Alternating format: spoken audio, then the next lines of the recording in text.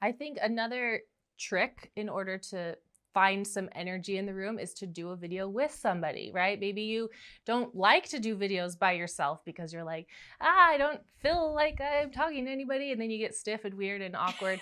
But if you find somebody who you can play off of, that can be really helpful. We can laugh, we can joke, and as she's saying something, I'm like, oh, that sparks an idea. If you're feeling like having somebody behind the camera isn't enough, because unfortunately, they can't vocalize their laugh. I might be just hilarious and Allie is like, wow, hilarious, but she can't say that or laugh out loud. And I think sometimes people are almost like a little shocked at first. They're like, am I not funny? Like, am I making you uncomfortable? And it's like, I can't laugh at your jokes or it's gonna ruin your video. Yeah. Like, it's gonna be really weird in the edit if you have like producers in the background. Yeah, learning to live with the discomfort. The discomfort, yeah, the weight, the heaviness of what you just said, or maybe the joke, like laying it out there and knowing that somebody on the other side of a computer screen or a phone screen is laughing at you, even if you're not getting that in the room.